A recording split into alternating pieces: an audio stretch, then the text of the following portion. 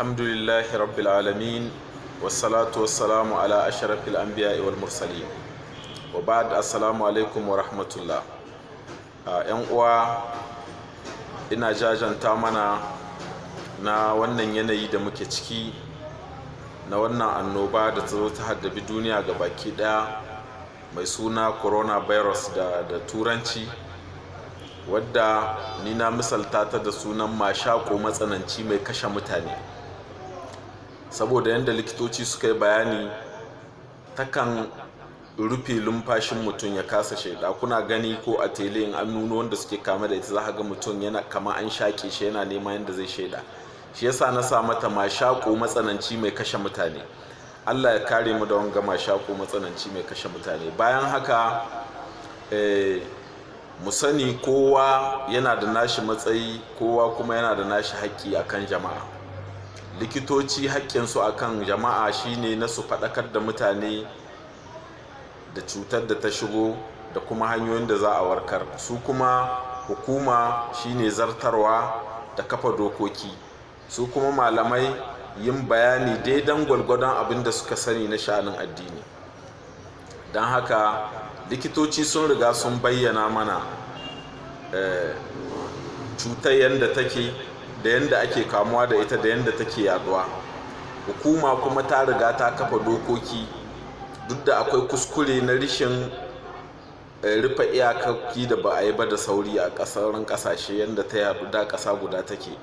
To kenan tun da an yi kuskure na farko, ba za a yi na biyu ba, sai a yi ƙoƙarin bin dokokin da aka kafa na hana tarurruka, kamar yadda likitoci suka yi bayanin takan yadu ta hanyar tarurruka. Sannan bayan haka malamai su kuma daidan gwalgwado su yi bayanin abin da suka sani a ciki game da sha'anin addini.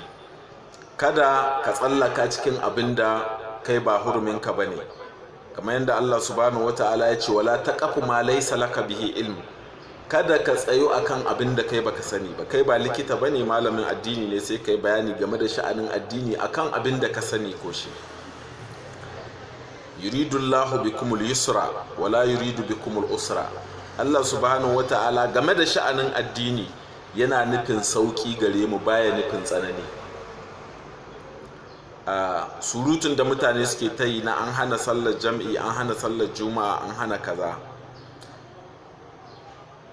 kamar yadda muka sani dukkanin taro aka hana. Kuma bayan haka a nan a musulunci ya halatta, ba abu bane wanda yake ya haramta. Halal ne, tunda akwai cuta wadda za ta iya kama ka ta hanyar cuɗanya ko ka liƙa ma wani. Wato hujjoji kamar haka, manzo sallallahu alaihi wa sallam ya ce in annoba ta faru a gari, fala tuqdimu alaihi, kar ku shiga garin. Wa iza waqa wa antum bihi fala tukriju minhu firaran. In kuma ta riga ta faru kuna cikin garin, kada wato ku fita dan tsoranta. Kaga in ka fito, in kana dauke da ita zaka iya yada ma wani. In kuma ka shiga ba ka dauke da ita, zaka iya liƙa ma wani. Ba hujja bane ka ce in Allah ya kadarci ta same ni za ta same ni, in bai kadarci za ka kiyaye, sai Allah ya kiyaye ka. Dalilin wannan hadisin shine lokacin sayyidina Umar ya yi tafiya, zai je ƙasar Sham, ya haɗu da tawaga, sai suka ba shi labarin cewa ai can garin da zaka akwai virus, annoba wadda wani yana liƙa ma wani, kuma mutane na ta mutuwa. Sai Umar ya fasa tafiya, ya ce ya kamata a tsaya kuma a koma. Sai Aba Ubaida ya ce mishi, firaran min qadarillah ya Umar, zaka kauce ma kaddara Allah? Sai Umar ya ce mishi na'am. Ya ce mishi min qadarillahi ila qadarillahi, daga kaddara Allah din ne kuma zuwa wata kaddara Allah.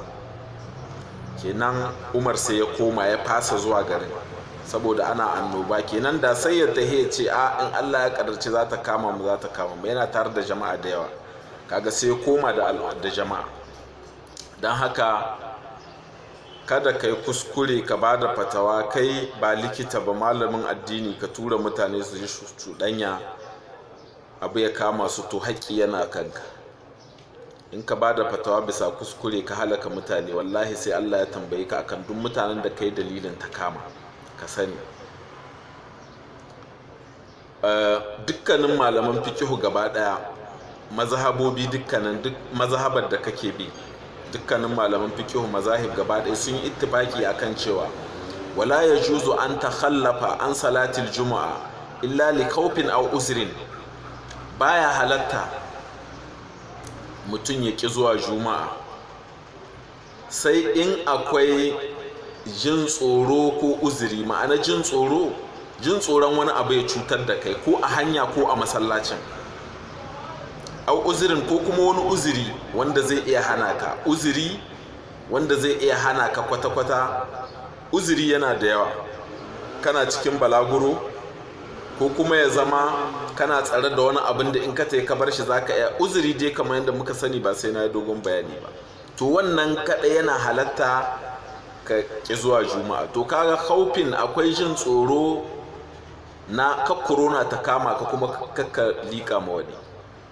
Don haka yan uwa, Allah ya kare mu, amma mu yi ƙoƙarin wato kiyayewa, sai Allah ya kiyaye mu. Wassalamu alaikum wa rahmatullah.